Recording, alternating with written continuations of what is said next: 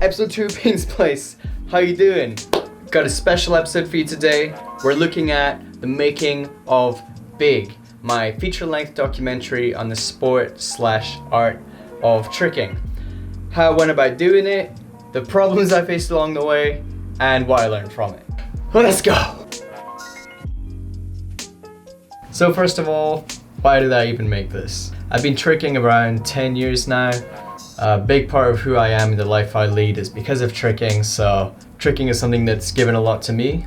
And over the years there's been various tricking documentaries. They're cool, but I always felt like they didn't show the thing that really made tricking special, which to me is the culture of tricking and the self-expression that comes with each tricker's unique style and movement. So last summer, 2017, me and my boys here at the Garrison were invited on the US summer tour, where a small group of trickers are picked to travel from the east to the west coast, attending every single tricking gathering happening that summer. And right before we went, I realized this is the perfect opportunity to show tricking the way I always wish it had been. This was the perfect way to give people a candid inside look at this unique culture and community. So when I had that thought, I literally just decided, I'm gonna make the greatest tricking documentary of all time. I didn't know how I was gonna do it, but I was committed to it and I knew I was gonna make it happen. So that's why I wanted to make it, and this is what allowed me to do it.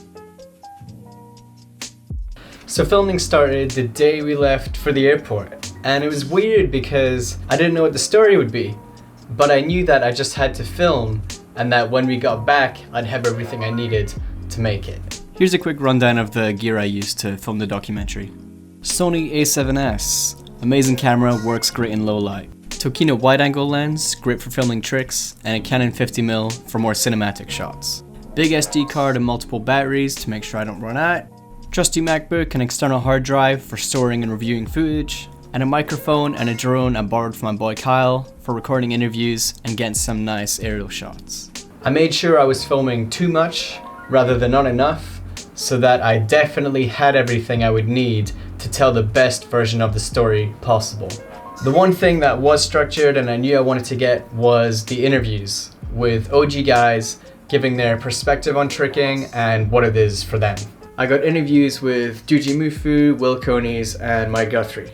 The Juji and the Will interviews, great interviews. The Mike interview just about didn't happen. There was only one gathering on the tour where me and Mike were crossing paths and we'd planned to do it there. But just with the nature of gatherings, it kept not happening.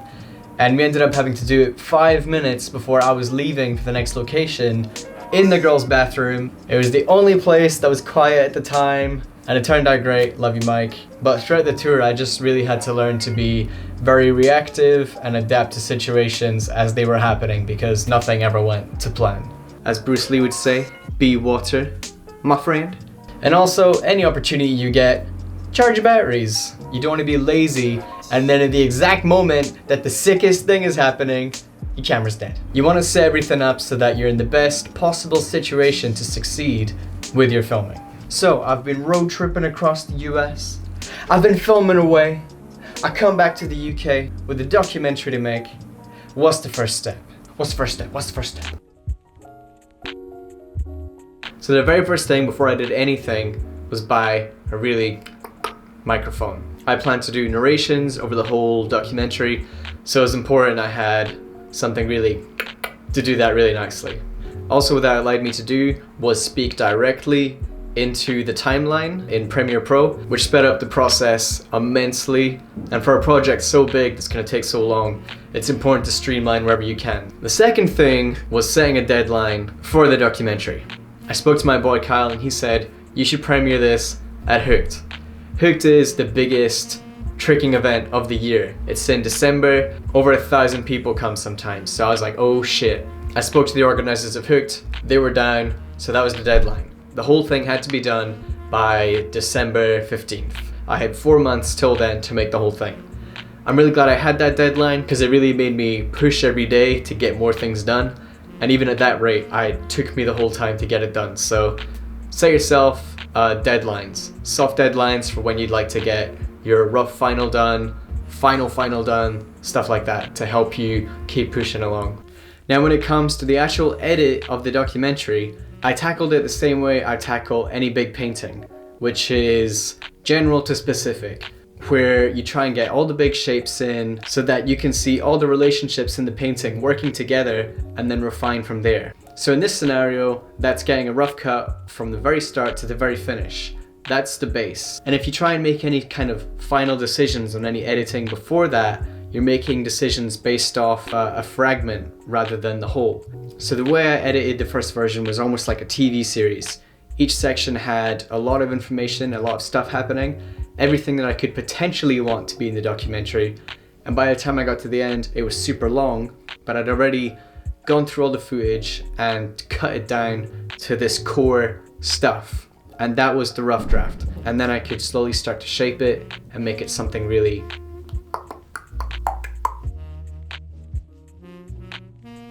So it was around this point in the edit I realized this documentary is taking over my life, actually.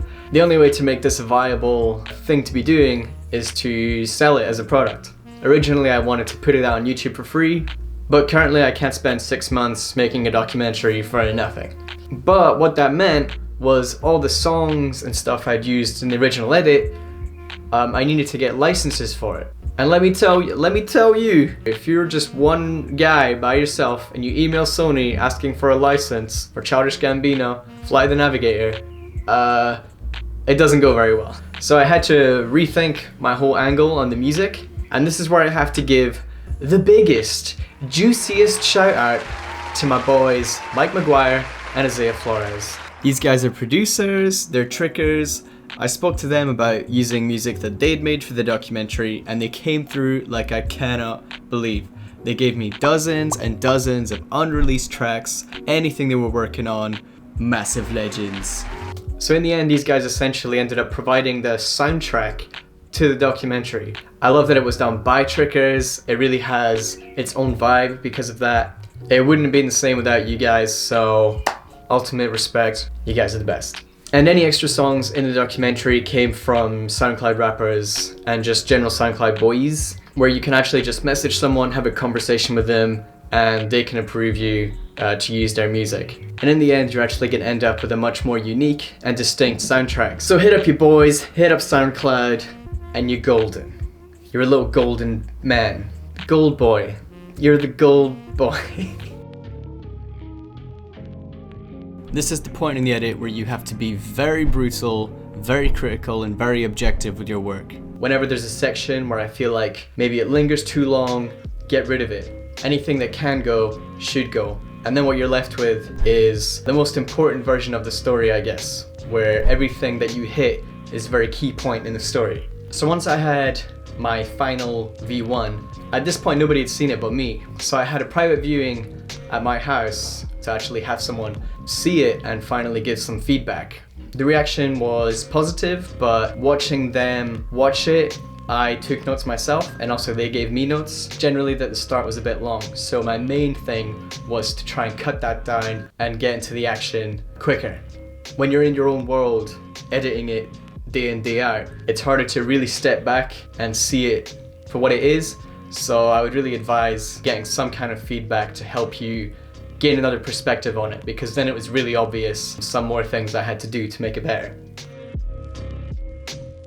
So the morning after the viewing, I turn my computer on, big day of editing ahead, my computer blue screens me. My computer I've had for 8 years just straight up dies. It was giving me all these menus, it was like bleh. So I call the man out, he looks at it, he's like, yeah, no, this is a total wipe, you need to wipe it, it's the only way. And I'm like, bruh, why me? So I somehow managed to get in on safe mode, and I pull everything from my hard drive onto a little external hard drive, and they go and they wipe my computer.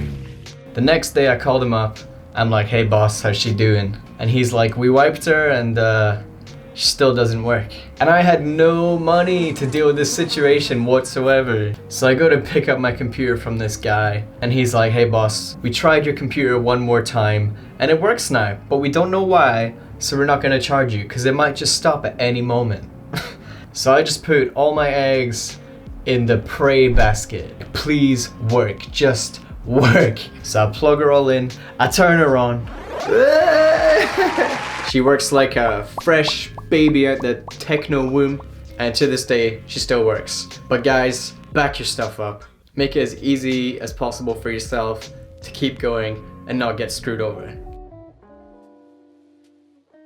So fast forward, we're hooked, it's hype, and it's the night of the premiere.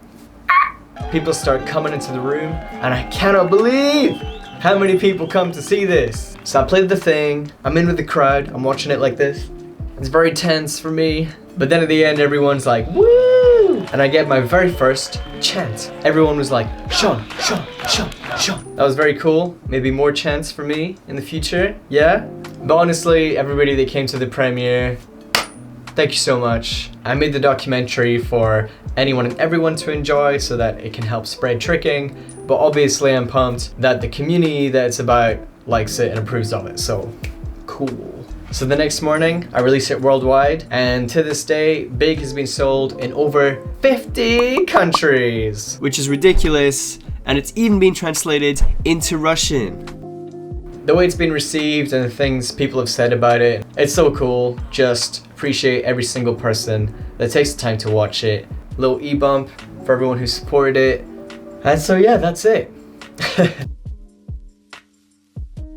And also I have to say there were so many people involved in making this happen. I feel like all of tricking was involved in making this happen. So if you were in any way involved in any part of the process, just thank you, because it just wouldn't have been possible without just so many people. So yeah, you're all the best. So that's it. That's the making of Byeeee. That's 6 months well spent. I learned so much about actually managing such a large project. Color grading, pacing, storytelling, sound design, organizing, licensing, animating. All of the animations in this video are because I started making animations during Byeeee, because I thought that would make the documentary better. So I learned how to do it, and now I'm doing it all the time. If you have some crazy idea in your head, do not shy away from it. If you really want to do it, just tell yourself you're going to do it, and just start taking the steps towards making it happen. If you're scared, it's a good sign that it's going to help you really grow. So, you want to watch Byeeee, where can you see it? Great question. You can check it out at seansevestre.com/Byeeee or vimeo.com/ondemand/Byeeee. Most of the revenue comes to me and helps support me in creating more stuff like this. I hope you like it. If you've seen it, please always just let me know what you think about it. Tell your friends, tell your kids, tell your wife to tell her colleagues. And yeah, if you haven't seen it, don't be scared to check it out. Don't be scared. It's good, I promise. So that's it for this episode of PEAN'S Place. Hope you learned something, hope you had fun, hope you'll come around again. And I'll see you in the next one. Bye! Bye!